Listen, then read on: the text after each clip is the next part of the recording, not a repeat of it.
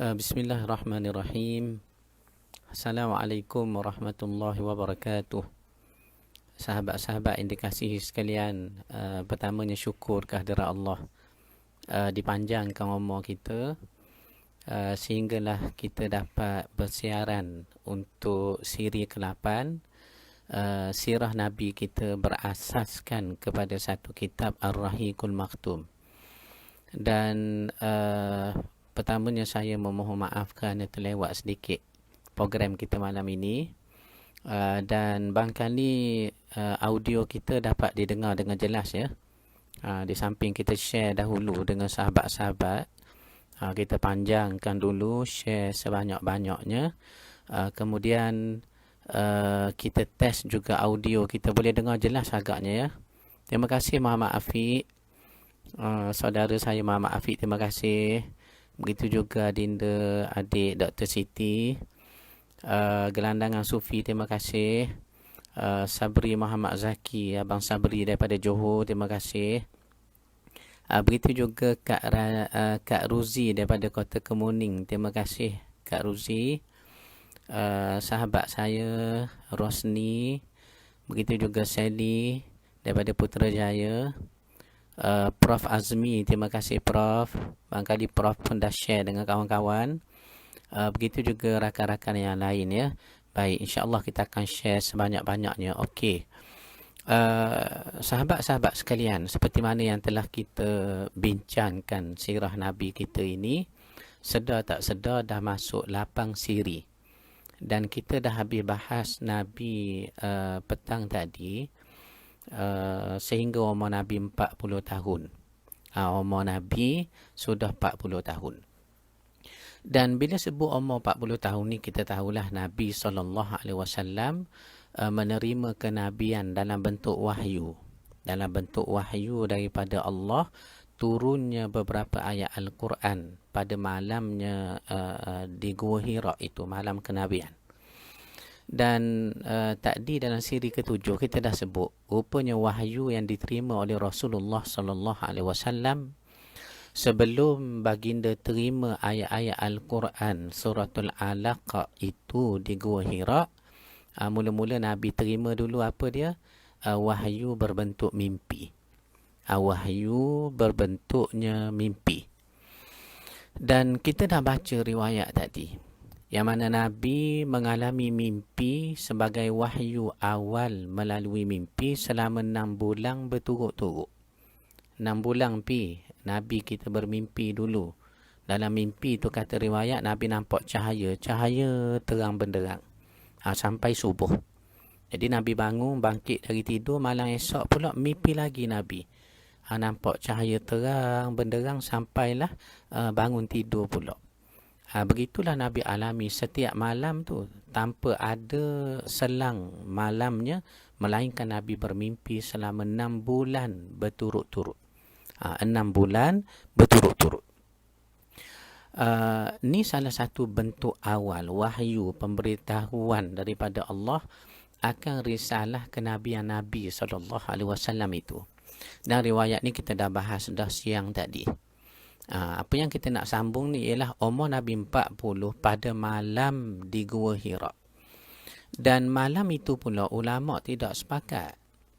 Ulama tidak sepakat. Prof Azmi saya, ada yang kata malamnya 21 Ramadan. Ada yang kata malamnya adalah 17 Ramadan, nuzul Quran tu. Tapi tak apalah. Ini nak menunjukkan ulama buat kajian, buat pendetailan tentang riwayat Nabi terima wahyu. Nabi terima wahyu pada malam di Gua Hira itu. Baik. Dan sahabat-sahabat sekalian, kalau kita lihat kepada riwayat ini, katanya Nabi kita sedang berkhalwah, yakni bersendirian, atau kita panggil juga dalam bahasa Arabnya bertahannuth. Nabi bertahannuth seorang dalam Gua Hira. Nabi fikir apa dia? Dua benda yang telah kita sebut siang tadi. Pertama, Nabi fikir apa tujuan kita ni diciptakan. Apa agaknya tujuan kita diciptakan. Macam lepas sembahyang Isyak tadi, cuba kita ambil masa lah sekejap, duduk atas tikar sembahyang, fikir sikit. apa tujuan kita diciptakan. Contohnya begitulah yang Nabi buat. Dan kedua, Nabi fikir apa dalam Gua Hira? Selama Nabi bertahanus dan berkhalwah itu, tak lain tak bukan Nabi fikir ke manakah kita pergi selepas dimatikan. Maknanya apa tujuan kita diciptakan? Satu, Nabi fikir dan minta kita pun fikir juga. Kedua, selepas mati ni, ke mana kita agaknya? Adakah dengan mati tu selesai kerja kita? Kita pun hilang, dilupakan orang, sudah hancur tulang belulang dalam tanah. Begitu saja ke agaknya setelah kita mati? Tidak. Maknanya selepas mati ni, kita ada hidup yang lebih panjang dan lebih kekal. Ini yang disebut oleh Buya Hamka, Haji Abdul Malik Karim Amrullah Hamka. Buya Hamka kita. Apa disebut oleh Buya Hamka? Kata Buya Hamka, rupanya bila kita mati ni, itulah hidup sebenar. Hidup hakiki bermula selepas nafas ini terhenti. Sahabat-sahabat sekalian, saya ulang sekali lagi. Kata Hamka, hidup hakiki bermula selepas nafas ini terhenti. Makna mati kita, terhenti nafas, ditanam orang dalam tanah, itulah hidup yang sebenar baru bermula. Kenapa dipanggil hidup hakiki? Selepas mati. Kerana selepas mati kita hidup alam barzakh, kita tak akan mati-mati dah sampailah hari akhirat. Jadi atas dasar itu, Nabi kita fikir dua benda. Yang kita pun nak buat juga ni. Apa dia? Pertama, apa tujuan kita diciptakan? Agaknya apa tujuan ya? Kak Mimi saya, apa tujuan kita diciptakan? Umi Syarifah pun ada malam ni, alhamdulillah. Terima kasih Umi. Apa tujuan kita ni diciptakan? Saudara Fauzi saya, apa tujuan kita diciptakan dan ke mana kita pergi selepas dimatikan? Selepas dimatikan ni ke mana pula kita nak pergi mah? Agaknya mah kita fikir di rumah apa berlaku selepas mati. Jadi atas dasar itulah sepanjang Nabi berkhalwah, bertahanus dalamnya Gua Hira, tak lama datang kenabian, kerasulan kepada Nabi kita sallallahu alaihi wasallam pada malam yang kita sebut tadi. Ada khilaf sikit ya. Ada khilaf sikit, 21 Ramadan kah, 17 Ramadan kah, tak apalah soal khilaf itu. Dan apa wahyu yang Nabi terima? Ayat Al-Quran. 5 ayat saja. Pada peringkat awalnya 5 ayat. Suratul Alaq. Surah Al-Alaq. Yang kita baca, Iqra bismi rabbikal ladzi khalaq. Khalaqal insana min 'alaq. Sampai habis ayat yang kelima. Ini wahyu pertama Nabi terima dalam bentuknya nas Al-Quran itu kepada Nabi di Gua Hira. Dan riwayat kata Jibril mari peluk Nabi, menyebabkan Nabi takut. Sudahlah dipeluk dengan kuat sangat. Nabi dengar pula suara Jibril tu, Iqra, bacalah. Maka Nabi kata, saya tak pandai membaca. Jujur Nabi ni. Jujur Nabi ni Suryati. Bila disuruh Iqra, Nabi kata, ma ana biqari'in, saya tak boleh membaca. Jujur Nabi. Disuruh lagi Iqra, sambil dipeluk kuat. Terdengar suara tu pula, Iqra. Nabi jawab apa dia? Dalam keadaan takut tu, Nabi kata, saya tak pandai membaca. Apa yang saya nak sebut di sini sifat Nabi jujur. Prof Azmi saya, kita ni tak usah kata orang lain saya lah. Tak. Kalau orang tahu saya ni, andai kata jenis tak boleh membaca, tak boleh menulis macam Nabi kita Muhammad sallallahu alaihi wasallam. Andai kata saya tak boleh menulis, tak boleh membaca, maka kalau ada orang lalu lalang ataupun yang saya berurusan tiap hari, saya berharap sangat janganlah sampai mereka tahu kita ni tak boleh menulis, tak boleh membaca. Sebab kita rasa segan, rasa malu. Itu kebanyakan orang, walaupun tak cerdik, Prof ya, walaupun tak apa cerdik, mereka iklankan diri mereka biar nampak cerdik. Dipakainya kok, dipakainya tai sampai tercekik tekak ni, diletak pen banyak di poket biar nampak cerdik sangat. Hari naik kapal terbang pun begitu juga.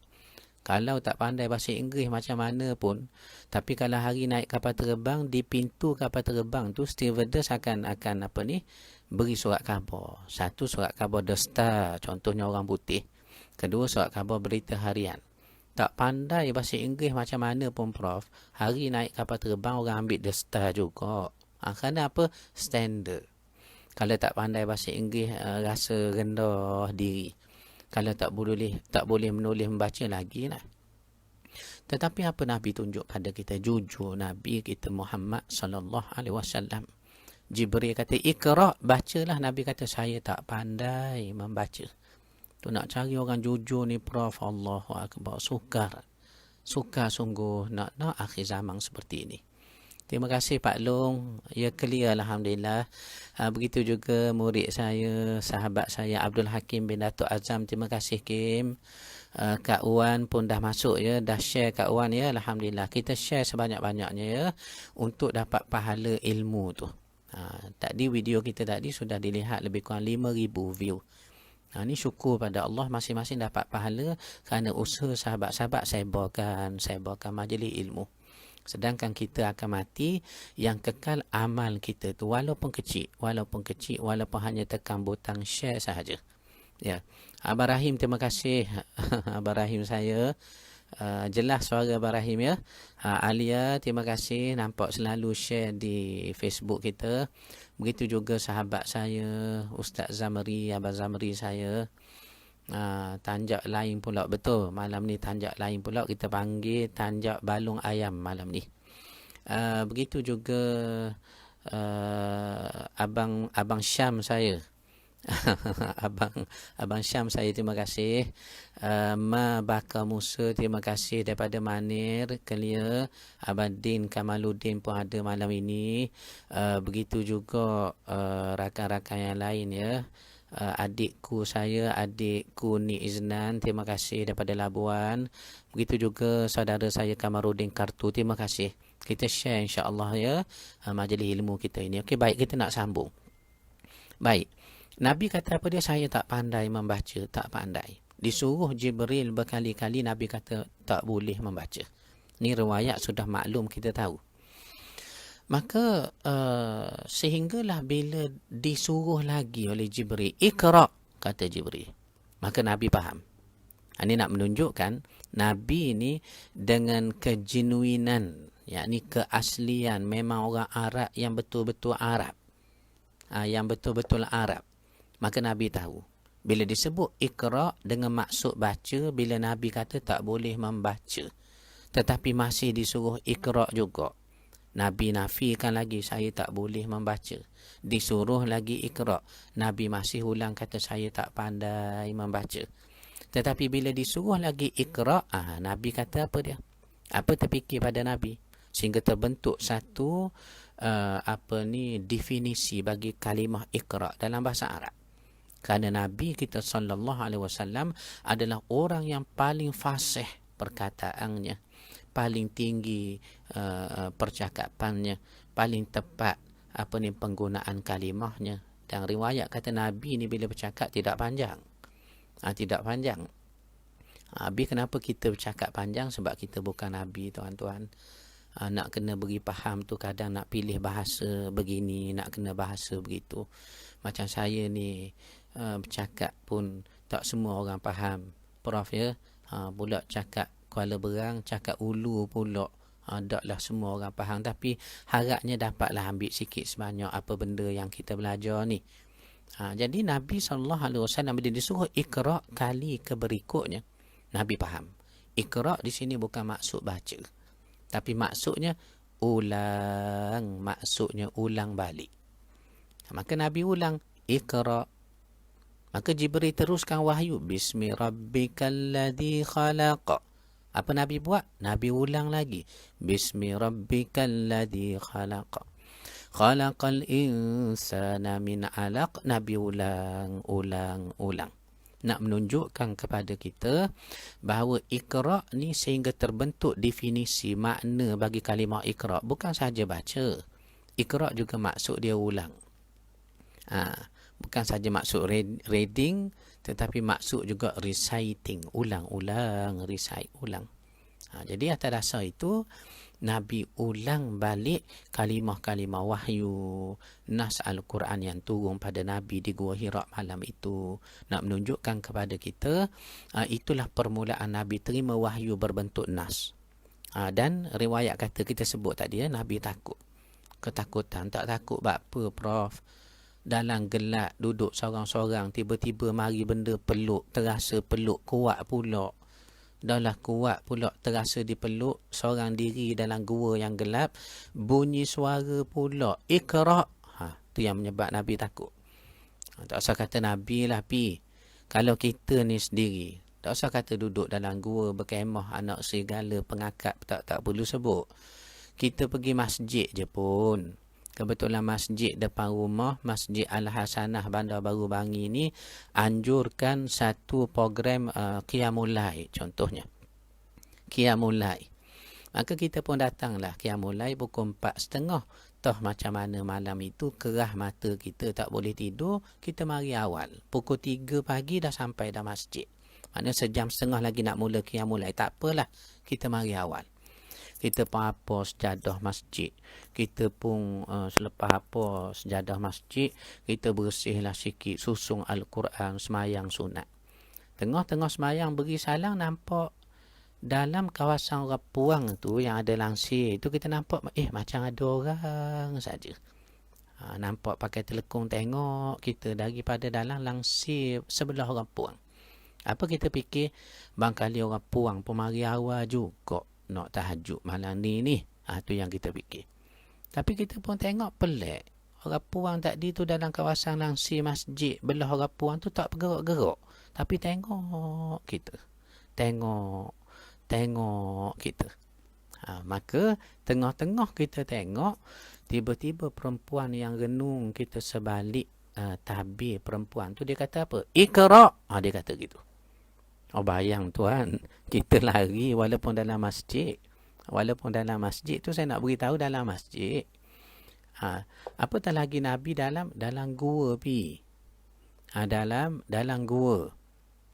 Dan juga dalam gua dipeluk dengan kuat, didengar pula suara Iqra, tu yang Nabi takut. Dan bila Nabi keluar daripada Gua Hira, Jibril menunjukkan pula rupanya dalam bentuk yang asal. Dalam bentuk yang asal ini dapat kita fahami menerusi hadis dalam riwayat Sahihul Bukhari itu. Dalam hadis riwayat Sahihul Bukhari itu, apa yang disebut oleh Nabi SAW, Nabi cerita kepada kita tentang Jibril ni rupanya macam mana. Kata Nabi, Jibril ini adalah satu makhluk yang mempunyai sepasang sayap. Yang kalau ia kembangkan sayapnya, nescaya memenuhi timur dan barat. Bayangnya besar sangat Jibril ni. Besar. Dan Nabi sempat melihat Jibril dalam rupa bentuk yang asal 2 kali. 2 kali Ustaz Firdaus saya. Firsha Travel daripada Penang. Ustaz Firdaus 2 kali. 2 kali Nabi melihat Jibril dalam rupa bentuk yang asal 2 kali. Pertama ni lah malamnya terima wahyu, terima kenabian di Gua Hira. Dan kali kedua bila tu bila kali kedua Nabi terima, Nabi tengok Jibril dalam rupa yang asal jawabnya apa dia pada malam Isra Mi'raj. Pada malam Isra Mi'raj. Kita tengok kawan-kawan kita yang masuk dahulu. Kita ambil semangat kawan-kawan. Syed Hasbullah, terima kasih. Terima kasih ayahku Tuan Syed daripada Kuala Berang. Terima kasih. Begitu juga adik Safiah saya, betul.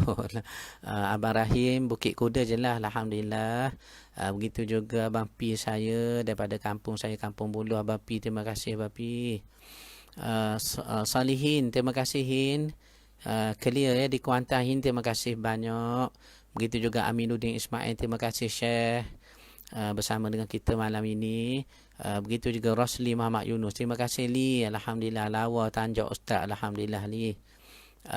Begitu juga sahabat-sahabat kita yang lain. Tanjak kita ni dibuat khusus oleh tuan guru saya dalam bidang Tanjak, Awang Tanjak. Tapi kita tak nak cerita tentang Tanjak dulu. Kita nak cerita sirah Nabi ni. Okey, baik. So Nabi SAW tadi melihat Jibril dalam rupa bentuk yang asal. Maknanya Nabi tengok Jibril dalam rupa bentuk yang asal 2 kali.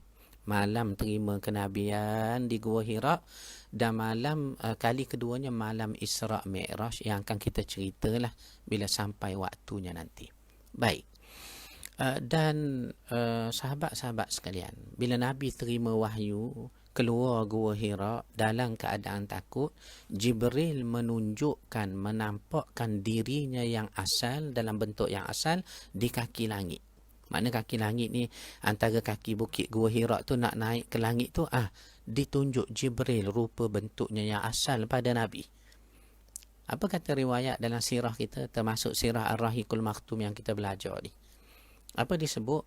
Jibril berkata pada Nabi, aku Jibril, engkau Rasulullah. Aku Jibril, engkau Rasulullah. Itu yang disebut Jibril pada Nabi, sehingga Nabi pulang balik ke rumahnya dalam keadaan takut. Takut Nabi. Takut. Dan bila sampai di rumah, apa Nabi kata kepada Khadijah? Selimutkanlah aku, selimutkanlah aku. Nabi dalam keadaan takut. Dan Khadijah ni, sahabat-sahabat sekalian, ya, Hazazi Haza daripada Sabah, terima kasih. Sahabat-sahabat sekalian, Khadijah ni cerdik. Bila Nabi kata selimutkan saya takut. Selimut saya takut. Apa Khadijah buat? Khadijah selimut Nabi. Tapi riwayat tak cerita Khadijah tanya takut kenapa, sebab apa, tidak. Sebaliknya diselimutkan Nabi, duduk di sebelah Nabi, tunggu sehingga Nabi cerita sendiri. Itu pun Khadijah pujuk. Bila Nabi kata takut. Apa kata Khadijah? Tiada apa yang nak ditakut. Kerana awak orang baik, menyambung silaturahim, beri makan orang susah, berkumpul dengan fakir miskin, bela anak yatim dan ibu tunggal. Tentu benda-benda yang baik sahaja berlaku kepada awak sebab awak orang baik. Ini cara Khadijah tenangkan Nabi. Bayang ya, sifat Khadijah tu cuba bayang. Mana Wafi saya tadi Wafi, kalau baca riwayat ni Nabi SAW dengan Khadijah ni, sifat Khadijah menangani situasi Nabi pada malam terima wahyu balik dalam keadaan takut tu, nak menunjukkan berbeza sangat. Khadijah dengan orang rumah kita beza ya. Isteri kita di rumah bangkali lah. Kalau kita balik contohnya takut, tersampuk keteguran, buniang, rezeki yang terpulang lah. Tiba-tiba bila balik, kita kata selimutkan saya. Apa kata isteri kita? Dia tak kata, tak apa, jangan takut, tak ada. Mesti dia kata, saya kata jangan pergi mancing kan. Begitulah orang rumah itu. Tetapi Nabi SAW dapat Khadijah, tenteram Nabi.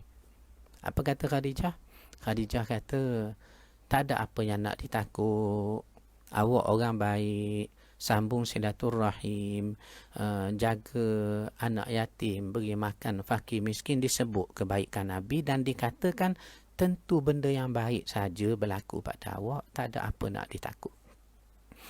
Dan melihat keadaan Khadijah ini, telah kita sebut dah secara ringkas dulu. Khadijah ni sebenarnya pernah berkahwin sebelum berkahwin dengan Nabi SAW. Pernah berkahwin. Perkahwinan Khadijah terdahulu, sahabat-sahabat sekalian, 2 kali. Kak Fikah saya 2 kali Khadijah berkahwin sebelum berkahwin dengan Nabi. Sebab tu Nabi bila kahwin dengan Khadijah, dengan Ummul Mukminin, mak kepada orang Islam kita ni, ibu kita Khadijah, Nabi ada anak tiri dengan Khadijah melalui perkahwinan Khadijah terdahulu. Antara anak tiri Nabi dengan Khadijah iaitulah Hindun. Satu anak gadis nama Hindun. Hindun ni ramailah. Antaranya Hindun binti Utbah, isteri kepada Abu Sufyan tu satu. Tapi Hindun anak tiri Nabi dengan Khadijah ada. Pun memeluk Islam juga. Jadi Khadijah ni pernah berkahwin. Berkahwin sebanyak 2 kali. Ia mempunyai pengalaman, faham emosi satu orang laki-laki melalui pengalaman rumah tangga dia terdahulu. Dan Khadijah ni satu orang yang educated, cerdik cerdik dan juga cantik. Kalau baca dalam biografi lah, manaqib Khadijah ni, saya sempat baca dulu. Antaranya disebut orangnya tinggi lampai. Orangnya tinggi lampai. Ami saya. Ami saya pun ada masuk malam ni. Ami tuan kecil saya. Terima kasih Ami. Alhamdulillah awak sanggup bersama kita. Terima kasih. Mak Aiman. Muhammad Nazrin Adnan, inspirasi abadi Terah Jerenang, terima kasih. Muhammad Saifuddin Haji Abdullah, begitu juga, terima kasih Din. Dan juga rakan-rakan yang lain, saya nak sebut seorang-seorang ni kerana merasa seronok, kawan-kawan ramai. Begitu juga Kak Ramlah saya, terima kasih Kak Ramlah. Kak Fikah sambil buat kerja sambil dengar kuliah, terima kasih Kak Fikah, alhamdulillah. Begitu juga rakan-rakan yang lain. Okey. Apa yang nak kata tadi, Khadijah ni kalau kita baca dalam biografinya, disebut orangnya tinggi lampai sangat. Tinggi lampai Khadijah ni. Dan putih kemerahan. Putih kemerahan sangat Khadijah ni. Dan katanya Khadijah melazimi pakai baju hitam sokmo. Pakai serba hitam sokmo. Cuba bayangkan ya. Cuba Sally bayangkan. Cuba Wafi bayangkan. Tak, satu orang putih melepok, merah ke diri mukanya, tiba-tiba pakai warna hitam pula. Orang putih pakai serba hitam. Nampak bercelok lah. Nampak jangok, nampak comel, segok sangat lah. Gitu Khadijah. Tinggi lampai, orangnya cantik, educated, cerdik. Dan sesiapa yang mengahwini Khadijah tidak akan menceraikan Khadijah. Sebab nak cari apa lagi? Pada satu orang gadis yang sudah cukup lengkap rupanya, kecerdikan, keintelektualannya, kekayaannya pula. 1/3 kekayaan di kota Mekah atas nama Khadijah. Ni kita dah sebut dah. Terlalu kaya. Jutawan Mekah. Dan dari segi nasab terpandang. Nasabnya dengan Bani Hashim bersaudara. Datuk Khadijah bersaudara dengan moyang Nabi SAW. Maknanya siapa menikah dengan Khadijah tidak akan bercerai. Dah kalau tak akan bercerai, macam mana pula Ustaz Datuk kata tadi, Khadijah ni sebelum menikah dengan Nabi pernah mengalami 2 kali pernikahan. Perkahwinan, betul. Tetapi jangan lupa, yang jadi 2 kali itu sampai kali ketiga menikah dengan Nabi, sebab kedua-dua suaminya meninggal. Suaminya Khadijah meninggal. Tetapi kalau orang nak cerai Khadijah waktu hidup, tidak tuan. Dari segi kecerdikan, sifatnya, penampilannya, keturunannya, hartanya. Jadi Khadijah dia faham emosi laki-laki, pengalaman rumah tangga dia ada. Tu yang dikatakan pada Nabi, tak ada apa nak takut, awak orang baik, sambung silaturahim, beri makan anak yatim, jaga ibu tunggal. Tentu yang baik-baik saja Allah balas pada awak. Maka tenang Nabi. Dan esoknya dibuat rawatan susulan lah, kita panggil bahasa modernnya begitulah. Dibawa Nabi bertemu dengan bapa sepupunya Waraqah bin Naufal. Waraqah bin Naufal untuk beri pandangan apa berlaku pada Nabi ni. Sebab aneh sangat, pelik sangat. Dipeluk satu benda tak nampak. Terdengar suara kalimah-kalimah wahyu. Kemudian baru nampak Jibril dalam rupa bentuk yang asal sangat pelik. Makhluk bersayap. Besar sangat. Maka tentulah orang-orang kerohanian seperti Ahlul Kitab yang kita sebut ni, Waraqah bin Naufal. Jadi Waraqah bin Naufal ni, pak sepupunya Khadijah, ada pandangan kata begitu. Dan terlalu tua sangat dah saudara-saudara sekalian. Matanya pun buta.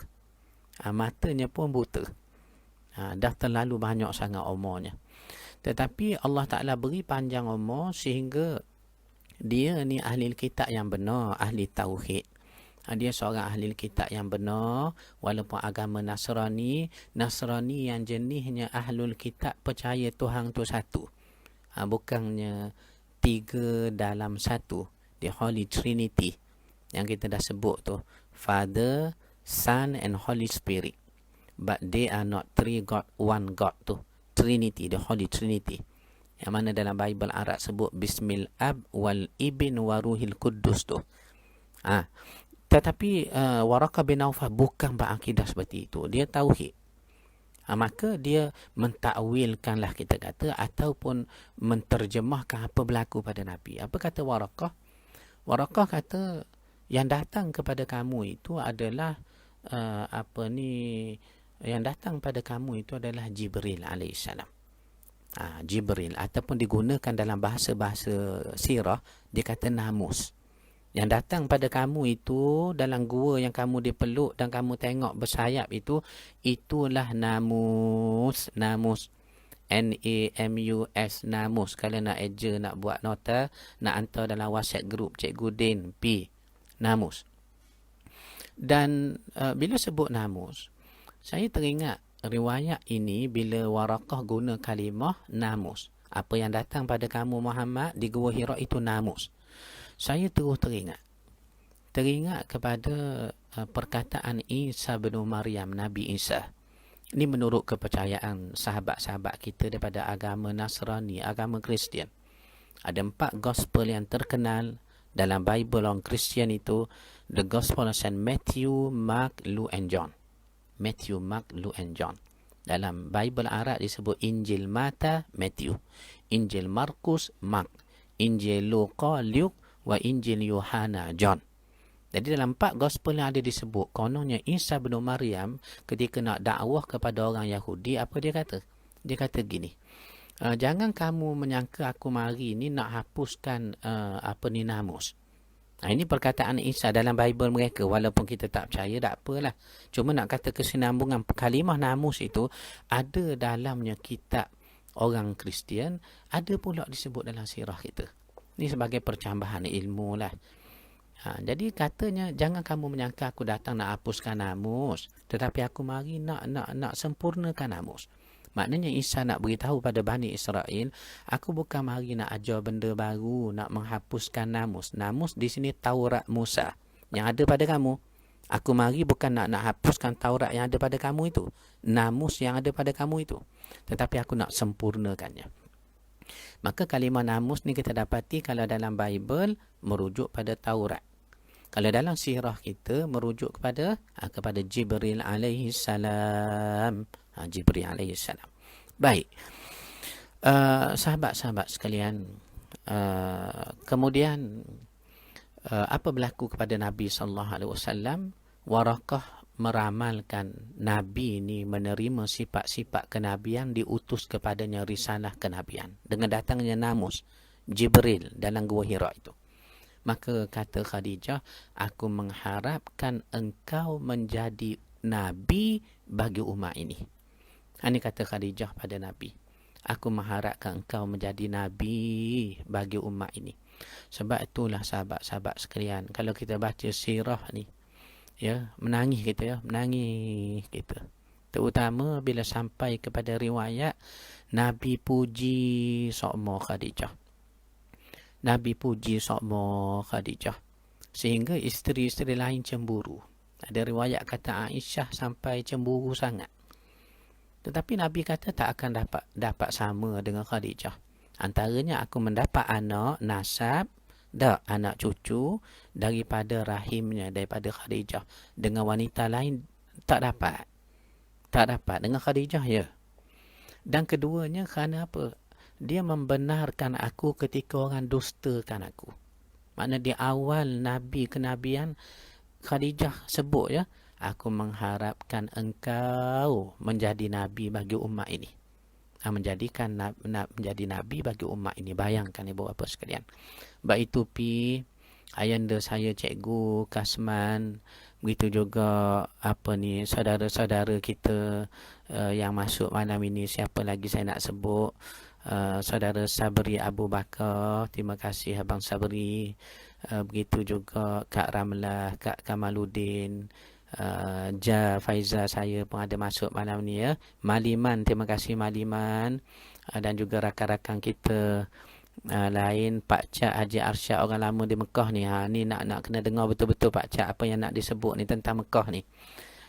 Aquatic Man, Long Man Junior, terima kasih. Waalaikumsalam.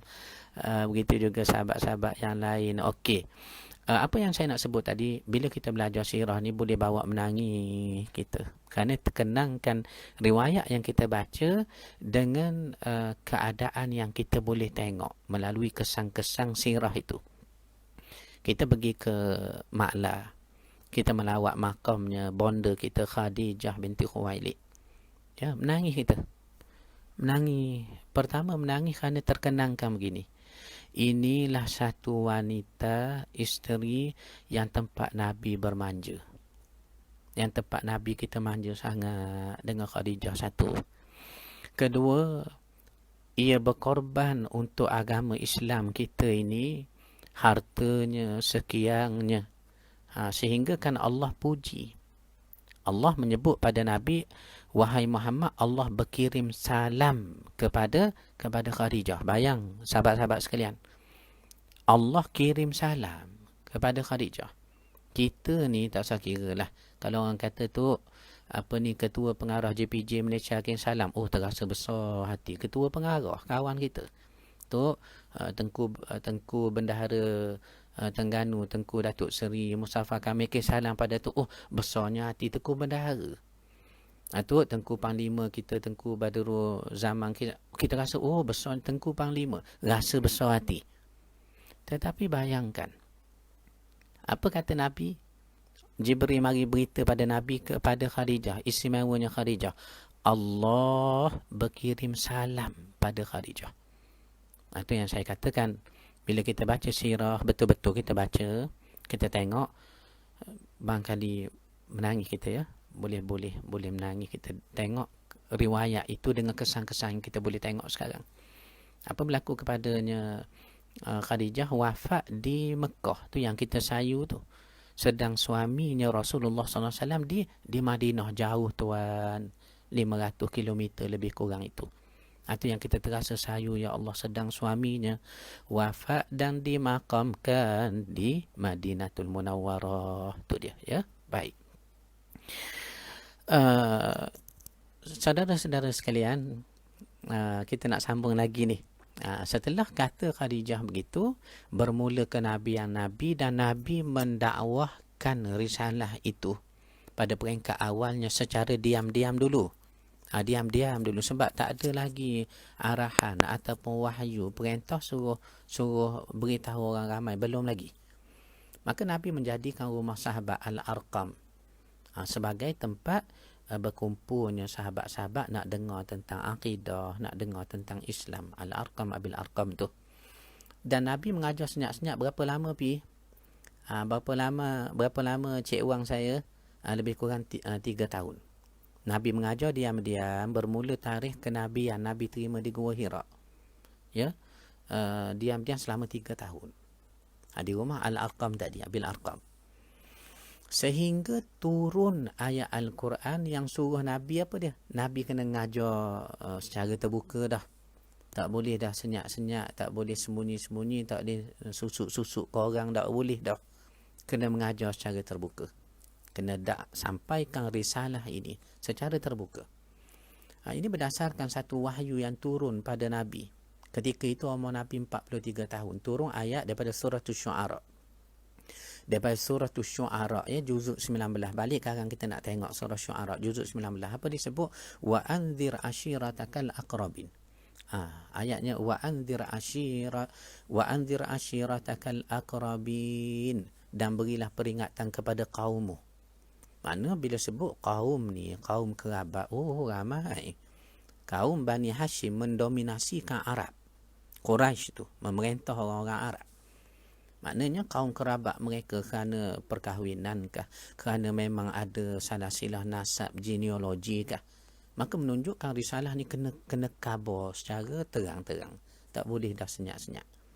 Bermula umur Nabi 43 tahun. Selepas 3 tahun mengajar senyap-senyap, Nabi mula mengajar secara terang-terangan, menyampaikan Islam secara terbuka.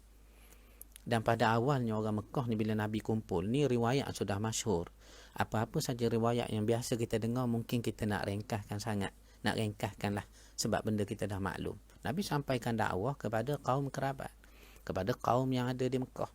Kita dah belajar dalam bab pertama hari itu, sejarah orang Mekah ni banyak kabilahnya. Berapa ramai? 360 kabilah. 360 kabilah. Nabi sampaikan dakwah menyebabkan mereka ni menentang Nabi. Mereka bukan tentang Nabi sebab Nabi ni seorang yang suka bercakap tak betul, tak. Ataupun mereka lawan Nabi ni kerana Nabi ni berdusta, tak juga.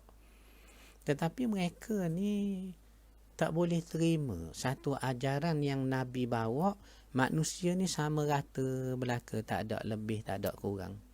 Ustaz kita mengajar tu lebih pahala dia agaknya, tak juga. Kadang-kadang orang yang dengar lebih banyak puasa sunat kah, sembahyang malam kah. Jadi atas dasar itu satu ajaran Nabi ajar manusia ni biasa. Baik ada harta atau tidak, baik ada pangkat atau tidak, baik ada pengaruh atau tidak. Tetapi Nabi ajar kecuali takwa. Kalau orang dekat dengan Tuhan, taat pada Tuhan, maka orang ini lebih daripada orang lain. Jadi ajaran seperti ini tak boleh diterima oleh orang Arab. Sebab sistem perhambaan mereka menghambakan manusia pada mereka berlaku waktu itu. Mereka menindah dengan secara zalim, beri hutang dengan riba yang tinggi. Jadi perkara-perkara ini akan menyebabkan lenyap segala bentuk amalan kebiasaan orang Arab dalam berprinsip beramal dan juga berakidah itu. Itu yang mereka lawan Nabi. Itu yang mereka tak boleh terima Nabi. Bukan sebab peribadi Nabi. Peribadi Nabi orang Arab, hatta musuh pun memperakui Nabi ni orang benar, orang jujur. Ni kita dapat lihat dalam satu riwayat. Ketika umur Nabi 46 tahun, Nabi beri keizinan orang Islam berhijrah. Maknanya hijrah kita kali pertama bukan ke Madinah, ke Habasyah. Waktu ini umur Nabi 46, tapi Nabi tak ikut sama. Nabi benarkan umat Islam pergi ke Habasyah. Ada dialog berlaku antara Raja Habasyah, Raja Najasyi Al-Ashamah, Kristian, Nasrani. Tapi jenis Nasrani Ahlul Kitab, percaya Tuhan satu tu. Ada dialog. Mereka tanya kepada wakil orang kafir, Muhammad ni bagaimana? Dia bercakap rajin, cakap tak betul ke? Ataupun dia ni mungkin janji ke tidak? Ada dialog itu berlangsung, yang mana hatta orang kafir pun puji, tak, dia tak pernah berdusta. Dia berperang dengan kami, ada dia menang, ada dia kalah. Dia keturunan raja, bukan raja. Kalau keturunan raja tentu dia nak tuntut tahta ataupun kerajaan yang diwarisi daripada keluarganya terdahulu. Mana dialog ini menunjukkan hatta musuh memperakui Nabi kita orang yang sangatnya jujur, sangat benar. Saudara-saudara sekalian, sedar tak sedar dekat sejam dah kita berkuliah. Malam ni kita nak habis insya-Allah dalam pukul 10. Ada lebih kurang 5 minit lagi ya. Ada 5 minit lagi ya. Jadi Nabi mula menyampaikan wahyu secara terang-terangan ketika umur Nabi 43 tahun. Ditentang orang Mekah. Asalnya mereka ingat seminggu, 2 minggu, sebulan, 2 bulan ajaran ini akan padam, akan lupus. Rupa-rupanya semakin ramai yang masuk Islam.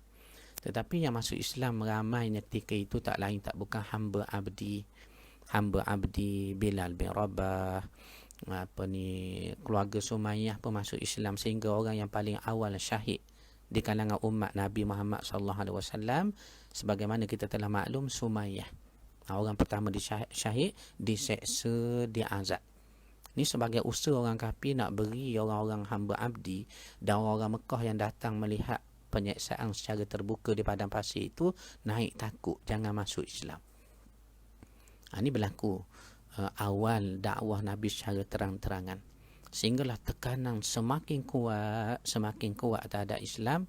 Akhirnya Nabi SAW membenarkan orang Islam berhijrah kali pertama ke Habasyah ketika umur Nabi 46 tahun. Tetapi Nabi tak ikut sama. Nabi membenarkan saja. Sebaliknya Nabi yang tak ikut sama keluar dari Mekah pergi ke Habasyah itu, apa Nabi buat? Nabi telah pergi ke dalamnya Masjidil Haram. Nabi pergi dekat Kaabah.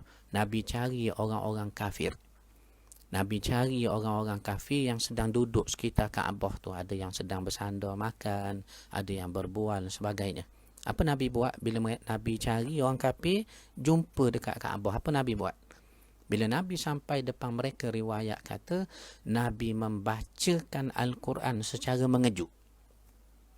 Nabi berdiri depan mereka, terus baca Quran. Tak ada kata tunggu sekejap ya, saya nak ambil masa 5 minit. Tidak. Nabi terus baca Quran secara mengejut. Sehingga orang kafir tak sempat bangun, tak sempat tutup telinga pun. Apa ayat yang Nabi baca? Dan apa surah yang Nabi baca? Suratul Najm. Surah An-Najm. An-Najm wan najmi idza hawa ma dhalla sahibukum wa ma ghawa wa ma yantiqu anil hawa, dan surah tu Nabi baca dalam suratul Najmi, yang kita akan bahas panjang lebar nanti kalau panjang umur kita dalam siri kuliah kita yang ke-9 nanti. Malam ini dah siri kuliah yang ke-8. Kita dah sampai pada tahap umur Nabi 46 tahun. Berlakunya hijrah ke Habasyah. Nabi tak pergi, tapi Nabi izinkan orang Islam pergi. Sebaliknya Nabi masuk ke dalam Masjidil Haram, pergi dekat Kaabah. Nabi cari seorang-seorang orang kafir itu. Lalu mereka berkumpul sekitar Kaabah. Nabi bacakan Al-Quran secara mengejut. Dan apa berlaku setelah Nabi baca secara mengejut? Yang ni yang kita nak bincang dalam kuliah kita dalam siri berikutnya. Jadi mudah-mudahan ada rahmat berkatnya. Kita akan sambung lagi kuliah kita. Sebelum kita tawakuf kuliah kita ini, kita nak tengok rakan-rakan kita yang masuk malam ini. Antaranya subhanallah, ya, Maliman ada. Terima kasih Maliman, Abang Kamaluddin, Abang Rahim, Abang Sabri Abu Bakar. Terima kasih banyak. Kemudian Ayanda Cikgu Kasman, terima kasih Ayanda. Begitu juga rakan-rakan yang masuk malam ni.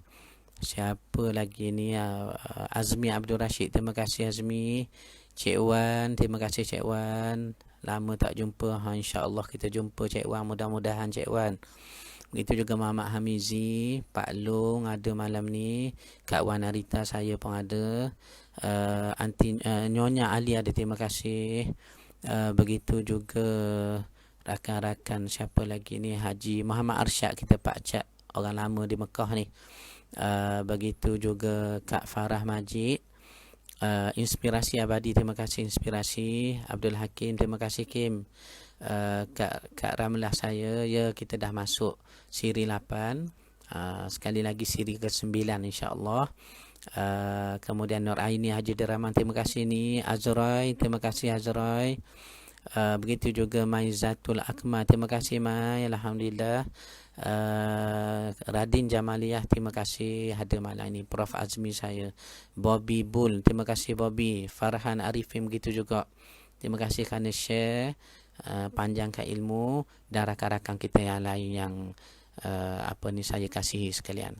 Saya doakan selamat berkat semuanya, dan kita istiqamah belajar walaupun situasi kita dicuba Tuhan dalam keadaan begini.